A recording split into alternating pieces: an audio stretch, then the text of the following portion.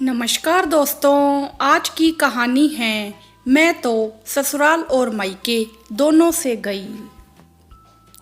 जब से मेरी सास और नंद अपने किसी रिश्तेदार की शादी अटेंड करके आई हैं, दोनों का मुंह फूला हुआ है, गुस्से से चेहरा तमतमाया हुआ है।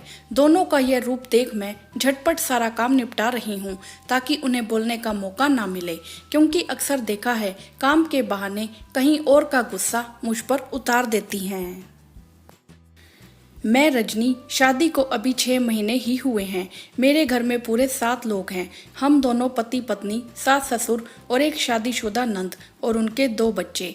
यूं तो नंद की शादी को 4 साल हो गए। ससुराल में भरा पूरा परिवार है, पर वहाँ रहना नहीं चाहती क्योंकि वहाँ काम ज़्यादा करना पड़ता है।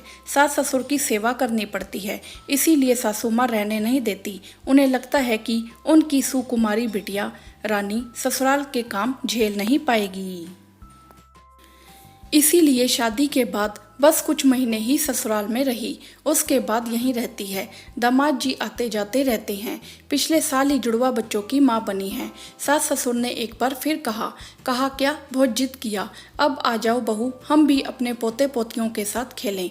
पर सासू माँ ने कहा बच्चे छोटे हैं, तुम्हारा बदन कमज़ोर है, वहाँ जाकर काम करोगी तो और कमज़ोर हो जाओगी। यहीं रहो, मैं हूँ ना देखभाल करने के लिए, मत जाओ।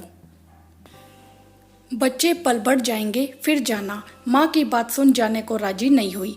कई बार पति ने कहा भी, तब दोनों माँ बेटी ने ऐसी फटकार लगाई कि अब तो उनकी हिम्मत भी नहीं होती बोलने की। अब ससुराल वालों ने बुलाना भी बंद कर दिया। मेरी शादी को तो 6 महीने ही हुए हैं। मैंने यह सब देखा नहीं है, सुना है, क्योंकि सासू माँ बोलती रहती हैं। मैं अदरक इलायची वाली चाय और प्याज के पकौड़े बनाकर नंद और सासू माँ को देने आई। पकौड़े खाते हुए नंद सुनाते हुए बोली, माँ आपको पकौड़े में अजवाइन का स्वाद लगा? जरा भी लगा तो, लेकिन कम है, थोड़ा और पड़ता। सच बोलना मम्मी, जब से भाभी आई हैं कभी अच्छा खाना भी नसीब हुआ? तुम भी ना क्या किस्मत पाई हो। अरे कुछ और ना सही, बहू के आने पर कम से कम खाना तो अच्छा मिलता, वह भी नहीं मिल रहा। अभी देखो अवनी और उसकी माँ को कैसे बहू कार से उतरते ही सोने की झुमकी की डिबिया पकड़ाई। सास और नंद दोनों को, और एक मेरी किस्मत देखो, इकलौती नंद होने के बावजूद मेरी भाभी ने नेक में चांदी की पायल पकड़ा दी।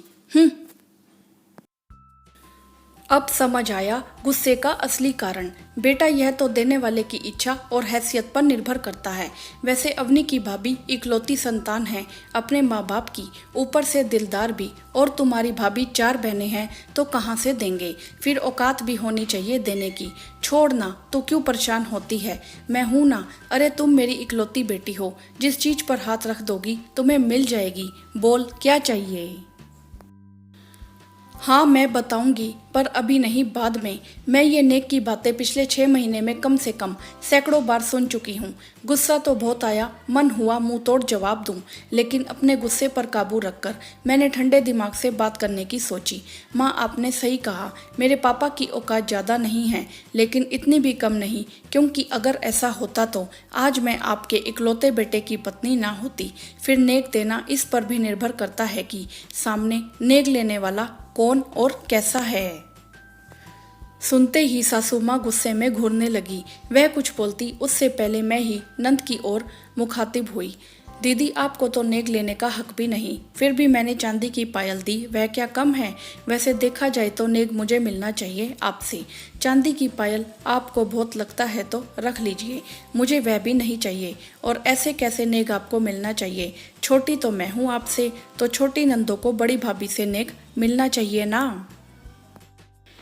आप कैसे छोटी हुई? माँ जी तो कहती हैं छोटी नंद भी ओहदे में बड़ी होती है, इसीलिए तो माँ जी के साथ रोज आपके भी पैर छूती हूँ और दीदी बोलती हूँ। इस हिसाब से तो आप बड़ी हुई ना। अब यहाँ यह बहाना नहीं चलेगा। रस्म रिवाज निभाते समय, पैर छुआते समय बड़ी और नेक लेते समय छोटी। चलिए जल्दी बताइए, आप मुझे क्या देंगी? फिर मुझे सोने के नहीं चांदी के ही चलेंगे। बोलिए ना दीदी, क्या दिलाएंगे, कब दिलाएंगे? जब आप कहेंगे, जहाँ कहेंगे मैं लेने को तैयार हूँ। सुनते ही गुस्से में तिल मिलाई हुई, देख रही हो माँ, सब तुम्हारी छूट का नतीजा है। कितनी जबान चल रही है, कितना बोल रही है।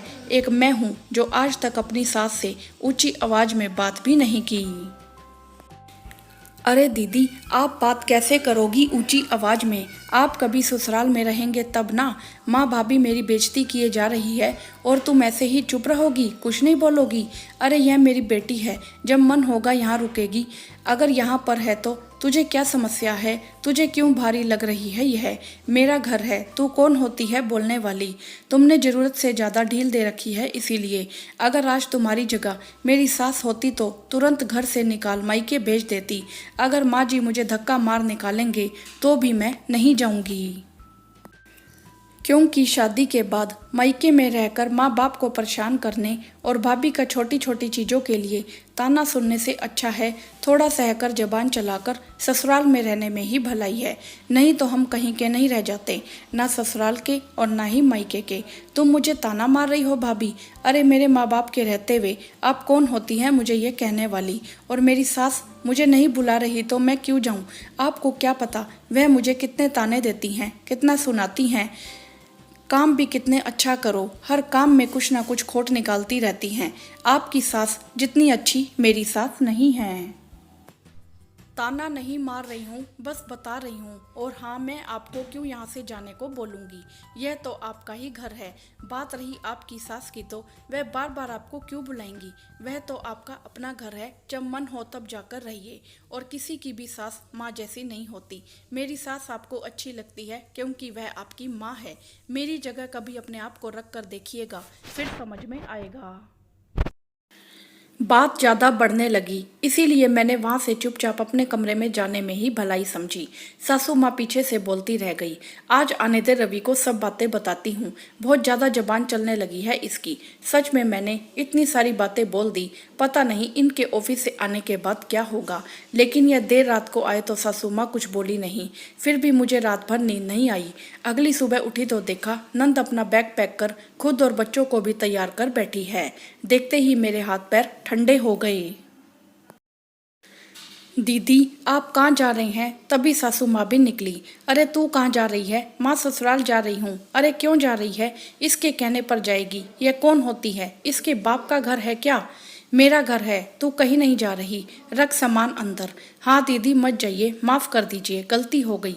यह आपका घर है, आप यहीं रहिए। मैंने सच में बहुत कुछ बोल दिया, आगे से नहीं बोलूँगी, हाथ जोड़ती हूँ, मत जाइए।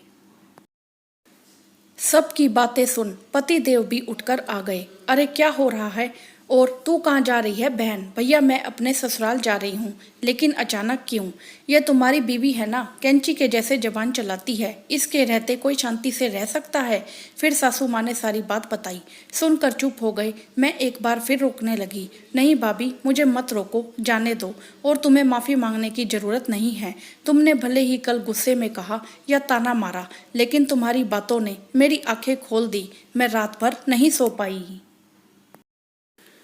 तुमने बिल्कुल सही कहा, मायके में रहकर सबको परेशान करने से अच्छा है ससुराल में रहूं। नहीं तो मैं सच में कहीं की नहीं रह जाऊंगी, ना ससुराल की ना मायके की।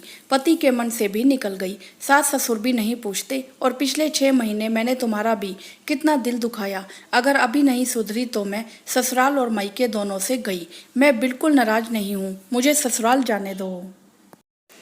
सासू माँ रोकने लगी। तब मेरे पति देव ने कहा, माँ बहन ने बिल्कुल सही फैसला लिया है, उसे जाने दो। जा बहन तू जा, थोड़ी बहुत ऊंच नीच तो हर घर में होती है। अगर ज़्यादा कुछ हुआ तो तेरा भाई जिंदा है, सिर्फ भाई नहीं भाभी भी जिंदा है। मेरे बोलते ही हंसने लगी। पति ने कैब बुलाया। नंद, माँ और भाई के पैर छूने के बाद मेरे पैर छूने को झुकी। पिछले 6 महीने से जो मुझसे पैर छुआ रही थी, आज पहली बार मेरे पैर छूने जा रही थी। मैंने बाँह पकड़ ली। नहीं दीदी, आप गले लगिए, क्योंकि अब हम नंद भाभी के साथ साथ सहेलियाँ भी हैं। हाँ भाभी, सही कहा। और हाँ तुम भी, आज से मुझे दीदी मत कहना, मेरे नाम से बुलाना। और मुझे कुछ नहीं चाहिए, कोई सोने के झुमके नहीं।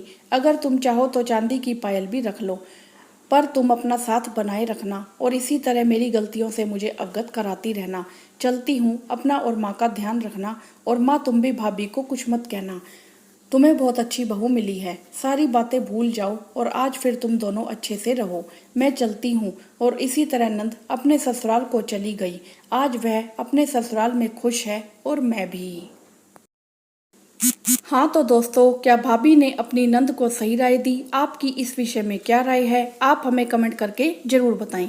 वीडियो को लाइक करें, शेयर करें और चैनल को सब्सक्राइब भी करें। धन्यवाद।